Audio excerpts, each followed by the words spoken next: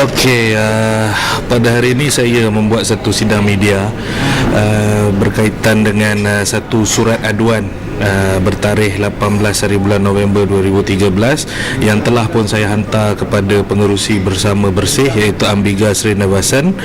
Saya hantar juga kepada pengerusi Mafrel Tuan Haji Said Ibrahim Said Noh Al-Habsyi, dan yang ketiganya saya hantar kepada Suhakam Tan Sri Hasmi Agam.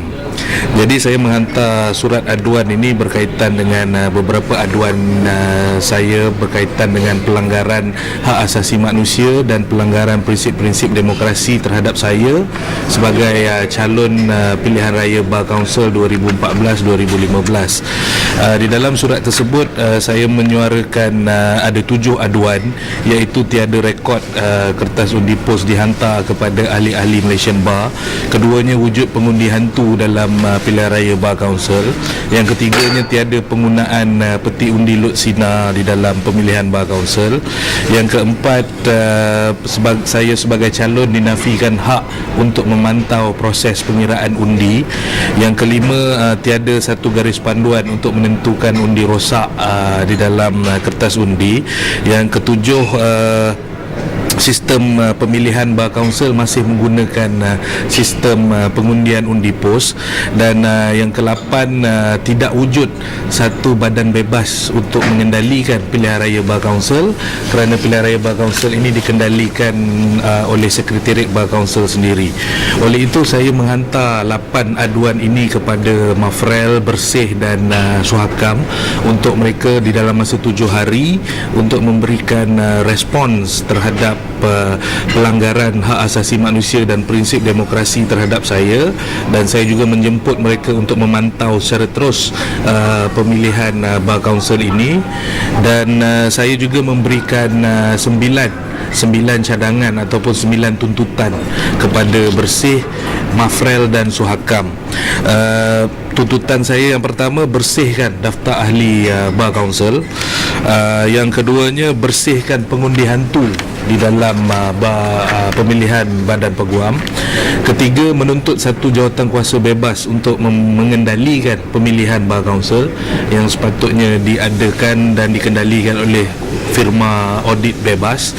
Yang keempat, menuntut pindaan terhadap Seksyen 50 Akta Profesyen Undang-Undang 1976. Yang kelima, saya menuntut ketelusan di dalam proses pengiraan undi. Yang keenam, saya menuntut penggunaan peti undi Lut Sina di dalam pemilihan Bar Kaunsil. Yang ketujuh, menghapuskan undi pos. Yang ke-8, menggunakan dakwat kekal di dalam pemilihan Bar Kaunsil. Dan yang ke-9, memperkenalkan sistem undi popular.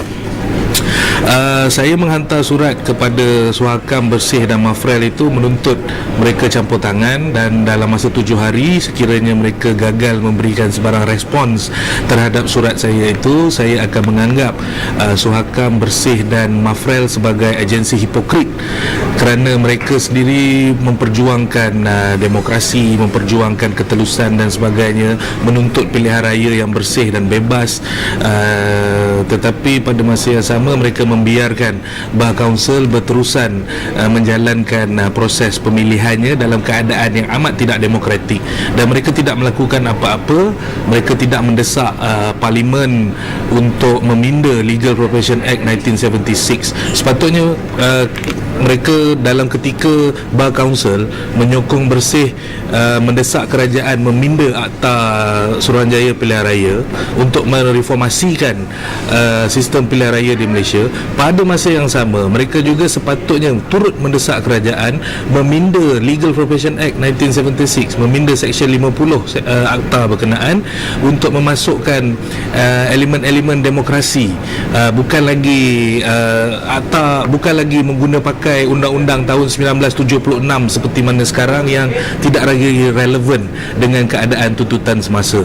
Oleh itu saya percaya bahawa tuntutan saya ini, aduan saya ini sepatutnya dilayan dengan baik oleh Bersih Suhakam dan Mafrel serta oleh Bar Council sendiri, kerana ini adalah selaras dengan perjuangan mereka juga. Saya hanya membawa suara mereka, tetapi saya hadapkan, saya tujukan kembali tuntutan-tuntutan mereka kepada kerajaan, saya tuju balikkan semula kepada diri mereka sendiri.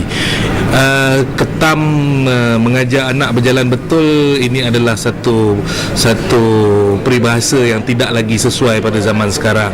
Bar Council janganlah jadi seperti ayam yang berkokok berderai-derai tetapi ekor sendiri penuh dengan tahi.